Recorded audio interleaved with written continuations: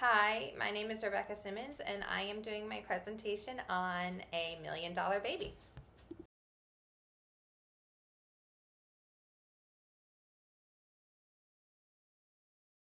Okay, so I'm going to give you a brief overview of this movie. That way, when we move forward to the ethical portion of this presentation, you have the keynotes.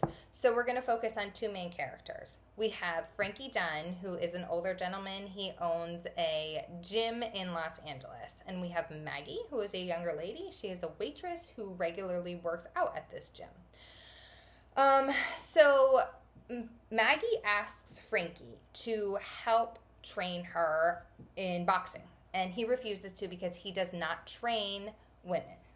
Moving forward, Frankie agrees to train her, and we learn throughout the movie that she lost her father and he has a one sided relationship with his daughter. He reaches out to his daughter regularly and never gets anything in return. No messages, it's very one sided.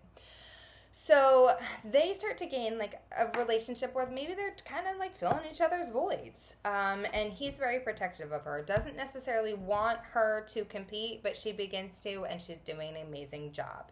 She is very successful. She moves up in weight class, and through her success, we learn that her mom is very embarrassed of her, but still allows her to support her financially. So, as she's doing such a good job, she gets in the ring with a known dirty fighter, the Bear. The Bear knocks her out, sucker punches her, and she is paralyzed from the neck down. Doctors say there's nothing they can do to help her. Frankie is there by her side every single day. At this point, her family approaches her and asks her to sign all of her assets, and she, for lack of a better term, tells them to get bent. So she is hopeless. She asks Frankie to help her with assisted suicide, and he refuses to. And she tries to bite her own tongue off. She, in the doctor's eyes, is a threat to herself, and they put her on a heavy dose of sedatives. Frankie visits her one day and realizes that she doesn't even recognize who he is. And he makes the decision to give her a fatal dose of adrenaline and remove her respirator.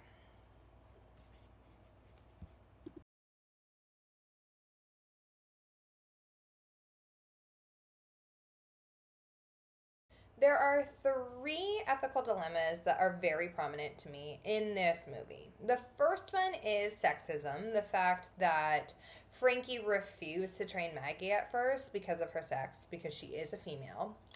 There is lack of respect of body autonomy from the doctors who refuse to allow her to have a right in whether she lived or died. And additionally, they might have thought that they were acting in a beneficence manner by sedating her, but realistically, they just took away everything that she had left, I think.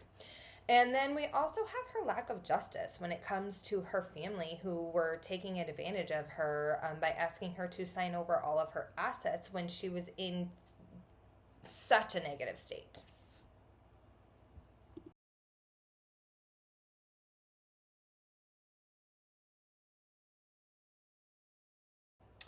The first ethical dilemma we are going to touch base on in this movie is the right to body autonomy.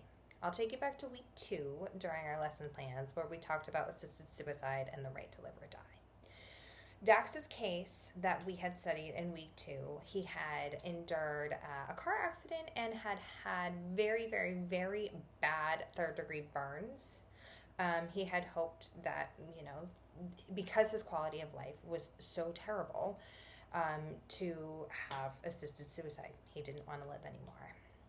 We move on in the story, and he did say that he's grateful that the doctors acted in a non-maleficent manner because he was happy and he is glad that he stayed alive, but he also said if he had to do that again, he probably would make the choice to partake in assisted suicide. So in Million Dollar Baby, Maggie was a boxer. She lived to be active. That was what she did. And she had that all taken away from her. She was paralyzed from the neck down, and she lost her will to live. She didn't have anything that she felt like she was able to live for. The doctors definitely did act in a beneficent manner by doing what they thought was right, because it can be considered very unethical to allow somebody to die. You know, doctors often do think that their job is to save lives. But we have to ask ourselves, is Maggie receiving any justice at all by them making these decisions for her when she isn't given the right to make her own decisions or the right to her own body autonomy? Doctors might think that she can find new things. She can find new wills to live. She can move forward in this aspect of her life where she is essentially a different person. And who is it for a doctor to decide that she won't find that? But by her not being able to advocate for herself, that, in my opinion, is not respecting her body autonomy.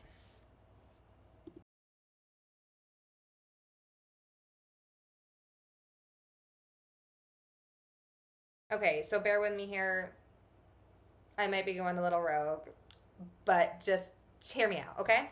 So I had a choice to make. I could choose between the ethical dilemma of the obvious sexism that Maggie faced from Frankie, because at first he refused to train her because she is a female. But I wanted to focus a little bit more on the justice aspect of Maggie. So her family, her mom in specific, was not very supportive of her throughout her entire boxing career. She was embarrassed. She didn't support her, but she still allowed Maggie to take care of her financially. And then when Maggie became paralyzed, her family asked her to sign over all of her assets. And I just feel like this isn't acting in a very utilitarianistic way, because they're not looking out for the overall good of everyone. They're just looking out for the benefits of themselves. This is when I start to go a little unhinged, but just bear with me, hear me out. So I want to compare this to the Stanford prison experiment, where the guards are given the power and they take advantage of the prisoners who have none. So in the sense, Maggie's family is they're like the guards here, and Maggie is the prisoner. She has very little power, and they are trying to take advantage of that.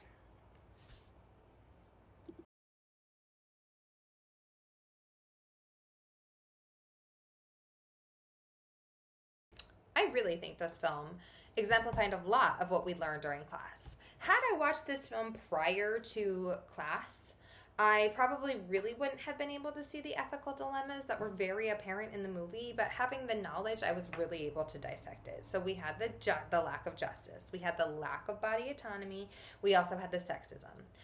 But one thing that I really, really wanted to apply to this presentation is virtue theory. The fact that Frankie went from not wanting to train somebody simply because she was a female to not staying in that set rule that he had made for himself to become the person that it is that he wanted to be. And we really got to watch him evolve and soften up through the film.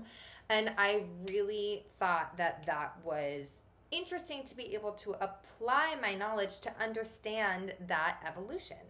So yes, I would absolutely suggest this film to honestly anybody, but definitely anybody who has taken this class and can apply their knowledge to it.